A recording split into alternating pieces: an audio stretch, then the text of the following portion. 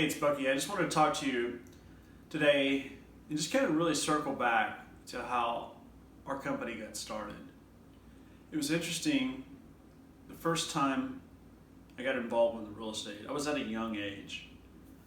I actually used to help my dad on rental properties, and I also helped him do a lot of repairs on those. We did everything from windows to carpets to relaying floor joists, roofs, all different aspects of it. Built a few houses together, and I also went to school and learned how to build a complete house through a VOTEC program, carpentry program. So I've been involved with real estate, I guess you could say, since 1993. When I first bought my first home, it was actually in college. So I moved up to Pittsburgh State, and after living in the dorms for the first year, you're required to live there, and the fraternity house after that, I decided that I wanted to buy my first property. It made sense because I'd planned on being in college for a few more years, and rent was pretty expensive, and the homes were really cheap. So what did I do?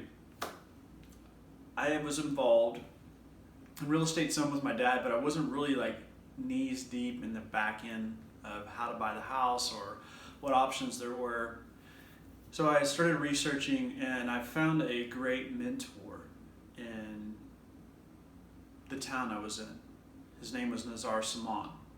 He actually broke down on how to find the right property as a young kid with no credit, with no cash really. And he gave me different avenues that I could go down. The first thing was he drew out some different neighborhoods around the values that I thought I could purchase the property, meaning that some private money lender would actually loan me enough money to buy the property. Interesting enough, after about a month of searching properties, I was able to pair myself up with a private investor that gave me $20,000 cash under the terms that I would be able to buy the property with cash, right? So I didn't have to go through any inspectors or all those different steps if you're going to go through a traditional lending source. With that $20,000, I was able to make an offer on a property that was listed for $25,000. Now keep in mind this was back in 98, 99, so several years have been passed since then, and it wasn't a huge house. I wasn't looking for anything giant to take care of. I mean, I was a 19-year-old kid, right? So with this property, I wanted to find something that I could do some work to, because I knew how to do work. I wanted to, fix it up, so bring up the ARV with the goal of getting this hard money lender's money back. So I took the $20,000 from the hard money lender, and I made an offer for $16,500 on that property. Yes, it was $10,000 less than that they were asking for the property. It went back and forth, and I stuck to my number just because I had done my analysis. I looked at over 100 properties. And that's a key thing that I've learned in real estate, is if you're not looking at what property to sell for, if you're not in the game all the time, you're not going to understand what the value of the property is, depending on so many different factors, right? We use a 39-point factor to determine what the ARV is. And if you work with us, we'll show you what that is and show you how you can get that out of your home. Or you can do what I did and just take a cash offer that I presented to that seller, and they took it because they didn't want to fix all those things up in order to get top dollar. So what did I do with that property? I closed on the property real quick. I mean, we just paid cash, so just brought the title up to make sure it was all accurate. There was nothing pending against it that we didn't foresee. So I closed at a title company. After I closed at the title company, I took the excess, the $4,500 that I had left over from the hard money lender, because I wanted to do repairs to it. So I was upfront with him. I produced my first scope sheet, which was really cool. I went through the house and identified all the different things that needed to be fixed. There was, a new roof on the back patio, porch, kind of an addition area there. There was the flooring needed to be ripped up, in some areas. The house was ugly. It was just bright Smurf blue. I called it the Smurf house, right? But the nice thing about it is I paid cash for it, and I had money left over that the hard money lender agreed to let me borrow, essentially the whole 20 grand that I had initially asked for. So I showed him the scope sheet, and I showed him the ARV that properties were selling for in that marketplace, which wasn't a huge number of, for the size of the home, right? The ARV was like 34.5, right? That's what the top retail would be. And I estimated that, with the 4,500, I could put new siding on the property. I could repair the roof. I could fix the floors and update the wallpaper and the paint and add some new doors on the inside and really turn this thing into a 3-bedroom, because it was kind of a 2-bedroom / maybe 3 or an office. And I wanted to convert that into a full 3-bedroom in order to get more money out of it. And there was a garage out back that needed some fix up. So I immediately found 2 roommates, which was great because I had a year to pay off this hard money lender. He gave me 1 year to pay the note off.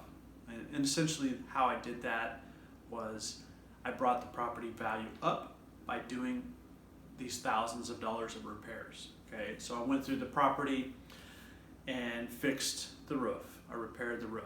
I put new siding on the house.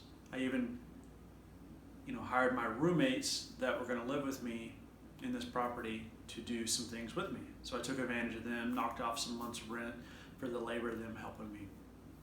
So after the first 3 months into the house, I had the roof fixed, I had the siding on the house completely repainted on the inside, new flooring, bathroom redone, new shower, and everything under budget, under the $4,500 I had allocated for it. The siding was a pretty big chunk of that. The roof wasn't too bad because it was a roll roofing in the back area, so it wasn't too bad to just throw some new shingles that matched the rest of the house. I went through and updated the locks, and then I even added a deck on the back, which was given to me. Though it's funny, if you're out there looking at properties and you're involved in real estate, there's all kinds of things that you can use from one property to the next, right? This deck or this landscaping may not look good at this house, but you could actually move it over. So, we get pretty frugal in the way we look at taking care of properties and fix them up. We want to get the maximum value, but a lot of times stuff is just misplaced around a property. So that's what our team does, is we can really help identify the stuff that may be misplaced, that just doesn't have that appeal that it should that the market's looking for. When we pay cash for houses, we know that we have to pay this dollar amount in order to put this much more money to get the total ARV that we're looking to get out of the property. Okay, so oftentimes when we present these offers to homeowners, we always like to start with the ARV program first, because it shows you everything that needs to be done on the property, and whether you choose to do business with us or not, you at least know what you are going to get into.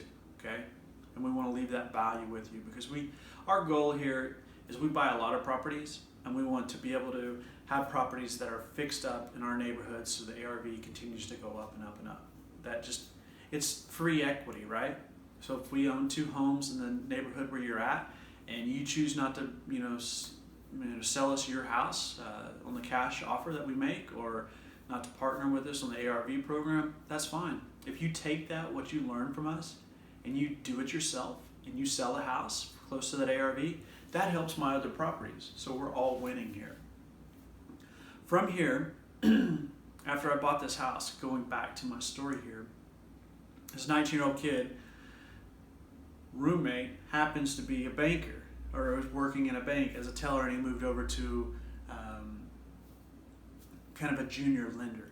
So I said, "Hey Adam, I want to refinance this house, essentially take the money, equity out of this house, and pay off this hard money." And he said, "Well, let me introduce you to the main loan officer." So I went in there, and what was nice about it is I had a bunch of before and after pictures, right? I showed the banker what I'd done before and what I've done after, And then I also had a full-time job. I was working, as a millwork contractor. So I'm a woodworker by trade, and had fixed up, the cabinets and stuff on this property too. But really just showed him the before and after.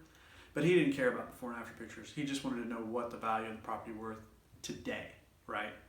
So I had recent comps put together, and I went into the banker and I said, okay, here's my before and after pictures. This is what I've done in the house in the last 3 months. This is where I purchased it at. This is what I need to pay off my hard money loan. And I said, this is what I'd like to borrow, and get a new note on this property for. And it wasn't much. I was just asking for $25,000 because I wanted to put cash in my pocket, right, to be able to pull that into another deal I was looking at in town. Okay. So from there, I presented that. He said, you don't have any credit, right? That's okay. We're willing to work with you, because it was a local bank. Oftentimes, local banks are a little more flexible in the terms. They understood, I'm here, in college and all this stuff, and what I've done with the property. If anything, they could give me the money for the property and still have $10,000 in equity if I would have defaulted, right? Because the property was worth $35,000. I was asking for a loan for $25,000. I would pay off my hard money at $20,000. That would give me $5,000 to be able to put back in this next deal I was looking to do. Because I was hooked, right? I'd fixed up the property. I bought the property with cash.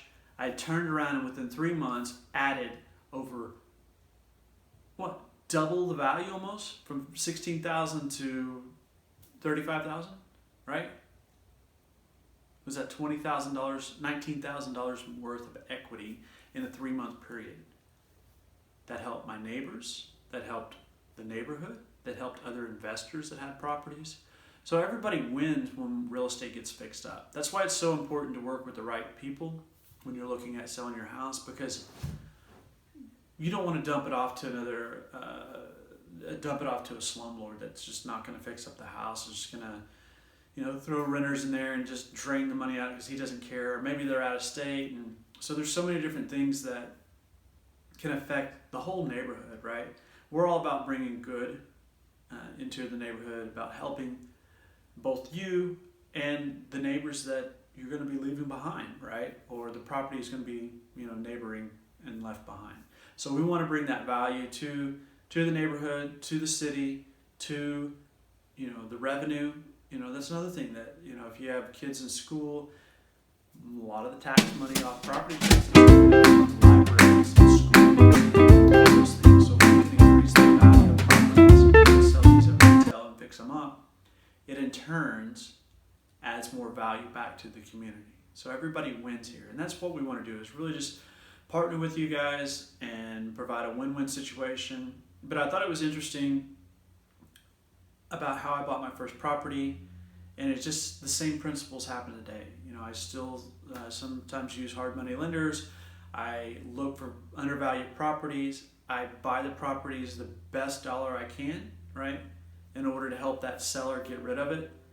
And that allows them to unload the property that they no longer want to mess with, or they don't have the means or the time to take the time to fix up the property.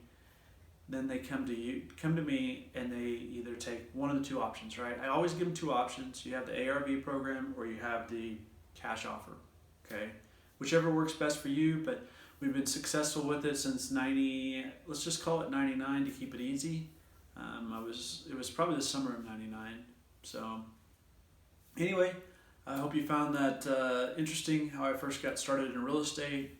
My very first deal I made profit on, and then from there that launched me into investing in real estate continuously to what is today, 2019. So the last 20 years I've been investing in real estate.